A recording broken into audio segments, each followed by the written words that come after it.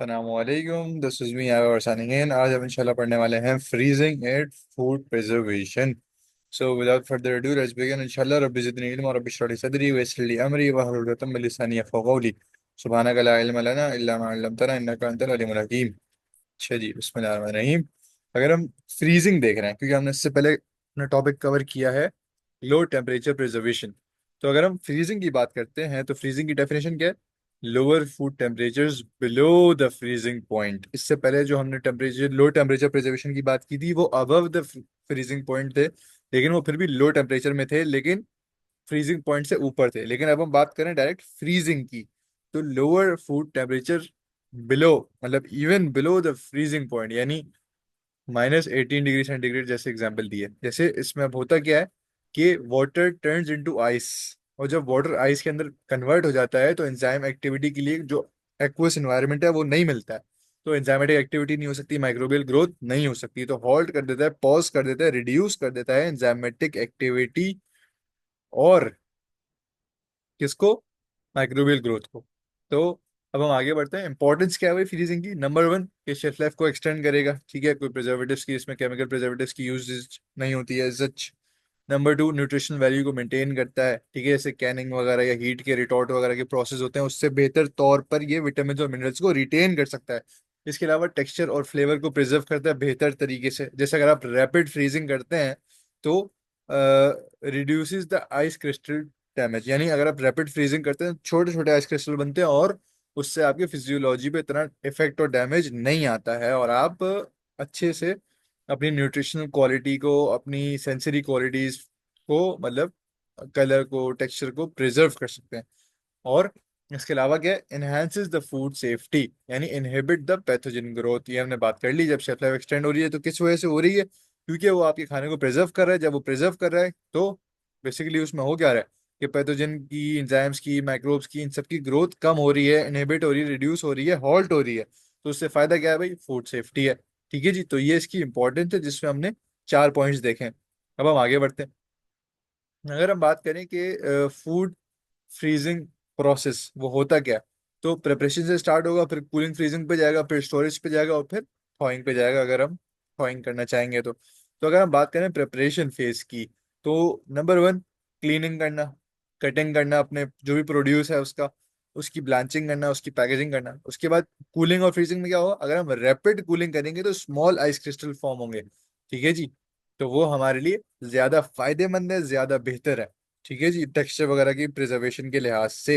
इसके अलावा अगर हम स्टोरेज पे जाएंगे तो अगर हम कांस्टेंट या कंसिस्टेंट टेम्परेचर को मेंटेन करते हैं तो उससे क्या होगा कि फ्रीजर बर्न को आप प्रिवेंट कर सकते हैं। इसके अलावा थॉइंग अगर हम देखें तो जैसे सेफ मेथड होता है कि अगर आप थॉइंग करें फ्रिज में या माइक्रोवेव में to prevent the microbial growth, यानी थॉइंग जब आप फ्रीजर से निकाल रहे हैं और उसकी आइस को आप हटाना चाहते हैं, उसको आप वापस यूज करना चाहते हैं अपने पास किसी भी शेप और फॉर्म में, तो आप थॉइंग करेंगे, तो उस प्रोसेस को थॉइंग कहते हैं। यानी आइस जो हमने फ्रीज किया अपने खाने को, अब आप उसको डी फ्रीज करना चाह रहे हैं, अब फ्रीज जो अपने आइस क्रिस्टल्स हैं उसको हटाना चाह रहे हैं, तो उसका सेफ मेथड क्या है? आप उसको फ्रिज में कर लें, ज्यादा बेहतर है। नहीं तो आप माइक्रोवेव में कर लें, ठीक है, वो ज्यादा बेहतर है, उससे आप माइक्रोबियल ग्रोथ को प्रिवेंट कर सकते हैं, क्योंकि क्लोज एनवायरनमेंट है ना, इसलिए। अच्छा जी, अब अगर हम आगे बढ़े तो मेथड्स ऑफ फ्रीजिंग देख लेते हैं हम। अगर हम बात करें तो चार तरीके के हमारे पास मेथड्स हैं। Number one, air blast freezing, यानी कोल्ड एयर आपने दे दी, ठीक है, आपने खाना रखा है उसके अंदर आपने कोल्ड एयर जो है वो भेज दी है। कोल्ड एयर कितनी हो सकती है? -30 डिग्री टू -40 डिग्री, ठीक है, इकोनॉमिकल है, बट में फ्रीज अनइवनली, मतलब इवनली एक ही सरफेस, अगर सरफेस ऊपर नीचे है, सरफेस थोड़ी सी इरेगुलर शेप की है, तो वो पूरे तौर पे जो है ना वो फ्रीज नहीं हो पाएगी, पूरे तौर पे कूल एयर उसमें सरायत नहीं कर पाएगी, उसमें घुस नहीं पाएगी, कुछ रह जाएगा, कुछ हो जाएगा, तो अनइवन होने के चांसेस हैं। लेकिन ये इकोनॉमिकल तरीका है, सस्ता तरीका है। इसके अलावा कॉन्टैक्ट फ्रीजिंग, इसमें क्या है भाई?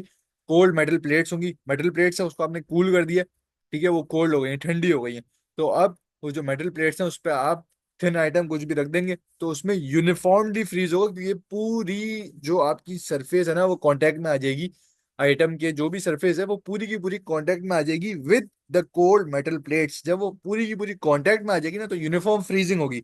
और ये ज्यादातर थिन आइटम्स के लिए बेस्ट है, क्यों? क्योंकि जो थिक आइटम होंगे उसमें फिर वो ट्रांसफर होने में बहुत टाइम लगेगा और वो जाया भी हो सकती है। तो जो हम मतलब इनसफिशिएंट भी हो सकती है। तो बेहतर ये है कि थिन आइटम्स को रखा जाए। इसके अलावा क्रायोजेनिक फ्रीजिंग होती है, उसमें बेसिकली क्या होता है कि लिक्विड नाइट्रोजन को आप जो है वो इनकलकेट करते हैं, उसको डालते हैं, और किस टेम्परेचर पे, -196 डिग्री सेंटीग्रेड पे आप लिक्विड नाइट्रोजन को डालते हैं। और ये बहुत फास्ट तरीका है और बहुत अच्छा तरीका है, एफिशिएंट भी है, फास्ट भी है, प्रोडक्टिव भी है, बहुत अच्छा तरीका है, अच्छे से प्रिजर्व भी कर रहा है। लेकिन इसका मसला है कि बहुत कॉस्टली है। ठीक है। इसके अलावा इमर्जन फ्रीजिंग होती है कि आप कोल्ड लिक्विड बाथ्स को यूज करें। ठीक है। मतलब कोई भी आपने प्यारा टब थोड़ा सा डीप सा ले लिया, उसमें हमने फुल बर्फ वगैरह डाल दिया, तो कोल्ड लिक्विड बाथ बन जाता है वो। ठीक है। तो ये रैपिड तरीका है, लेकिन इसमें कुछ एक्स्ट्रा प्रोसेसिंग रिक्वायर हो सकती है फर्दर स्टेज में डाउन द लाइन। ठीक है जी। तो ये कुछ प्रोसेसेस हैं जिसके थ्रू आप कर सकते हो। लेकिन इकोनॉमिकल तरीका कौन सा है? एयर ब्लास्ट वाला। और सबसे महंगा तरीका कौन सा है? कायरोजेनिक। ठीक है। इसके अलावा कोल्ड मेडल, मतलब वो जो कोल्ड प्लेट्स मेडल, जो कोल्ड प्लेट्स थी हमने जिसकी बात की थी, अगर हम उसकी बात करें तो वो थिन आइटम्स के लिए बेस्ट है। इसके अलावा इमर्जन फ्रीजिंग वो भी एक अच्छा तरीका है, लेकिन उसमें कुछ आगे जाके कुछ नुकसान हो सकते हैं कुछ। तो उसके लिए आपको फर्दर प्रोसेसिंग देखनी पड़ेगी। तो ये कुछ लिमिटेशंस भी हैं और कुछ फायदे भी हैं। ठीक है। कहीं पे इकोनॉमिकल है तो उसके लिए फायदा, कहीं पे थिन आइटम्स के लिए बेस्ट है, कहीं पे फास्ट है, प्रोडक्टिव है, बेस्ट प्रिजर्वेशन दे रहा है, तो उसमें फायदा है। कहीं पे ये है कि भाई वो थोड़ा कम, मतलब थोड़ा कम प्रोडक्टिव है, लेकिन मतलब क्योंकि उसमें एक्स्ट्रा प्रोसेसिंग रिक्वायर हो सकती है, एक्स्ट्रा प्रोसेसिंग रिक्वायर हमें डाउन द लाइन अगर करनी पड़ रही है, तो उसमें फिर हम कॉस्ट बेनिफिट एनालिसिस करेंगे और इस तरह से चेक करेंगे। मतलब हर किसी के अपने अपने फायदे हैं और अपने अपने अपने लिमिटेशंस हैं। ठीक है जी। इसके अलावा अगर हम देखें कि भाई अगर हम फूड क्वालिटी की, जैसे मैंने बात की थी, अगर हम उसको मद्देनजर रखना चाह रहे हैं और उस लिहाज से फ्रीजिंग करना चाह रहे हैं, तो हमें किसको यूज करना चाहिए? हमें रैपिड फ्रीजिंग वाले तरीके को यूज करना चाहिए और स्लो फ्रीजिंग वाले तरीके को यूज नहीं करना चाहिए। अच्छा जी। अगर हम बात करें कि अगर हम रैपिड फ्रीजिंग करते हैं तो क्या फायदा होगा? कि स्मॉल आइस क्रिस्टल फॉर्म में। ठीक है।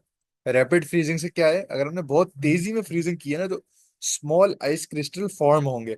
इसके अलावा फ्लेवर प्रिजर्व रहेगा और न्यूट्रिएंट लॉस जो मिनिमल होगा। इसके कंपैरिजन में अगर हम स्लो फ्रीजिंग करते हैं, मतलब हल्के ग्रेजुअली ग्रेजुअली करेंगे, तो लार्ज आइस क्रिस्टल फॉर्म हो सकते हैं, ऑक्सीडेशन का रिस्क हो सकता है और विटामिन लॉस का रिस्क हो सकता है। ठीक है जी। अगर हम फूड क्वालिटी पे इम्पैक्ट की बात करें, तो आइस क्रिस्टल का साइज जो है वो बहुत मैटर करता है। स्मॉल क्रिस्टल रैपिड फ्रीजिंग की वजह से आते हैं और वो बेटर टेक्सचर देंगे। ठीक है जी। इसी तरह फ्लेवर में अगर आप स्लोअर मेथड्स इस्तेमाल करेंगे तो उसमें ऑक्सीडेशन का रिस्क है। ठीक है। और अगर इसके कंपैरिजन में अगर आप रैपिड फ्रीजिंग करेंगे तो आपका फ्लेवर प्रिजर्व रहेगा। न्यूट्रिशनल कंटेंट में ये है कि भाई मिनिमल न्यूट्रिएंट लॉस होगा। ठीक है। मतलब वैसे भी मिनिमल न्यूट्रिएंट लॉस होता है, लेकिन ब्लांचिंग जो है ना वो विटामिन को ज़्यादा इफेक्ट करती है। तो इसके लिए बेहतर है कि आप ब्लांच वगैरह करके रैपिड फ्रीजिंग कर लें। इसके अलावा आइस क्रिस्टल फॉर्मेशन की बात कर ली कि जैसे लार्ज क्रिस्टल कब फॉर्म होंगे अगर हम स्लो फ्रीजिंग करेंगे, तो वो सेल्स वगैरह को डैमेज कर सकते हैं। लेकिन अगर आप फास्ट फ्रीजिंग करते हैं तो स्मॉल क्रिस्टल फॉर्म होंगे और वो स्ट्रक्चर को आपके प्रोटेक्ट करेंगे। तो इसी के साथ हमारा शॉर्ट सा ये टॉपिक था फ्रीजिंग का। ये यहाँ पे अख्ताम पजीर हुआ। This is me I Babar signing out. Take care. अल्लाह हाफिज। इंशाल्लाह एक नई वीडियो में मुलाकात होगी। हमारी प्लेलिस्ट चल रही है फूड प्रोसेसिंग एंड प्रिजर्वेशन। ठीक है जी। तो हैप्पी लर्निंग। इंशाल्लाह ख्याल रखें। अस्सलाम वालेकुम।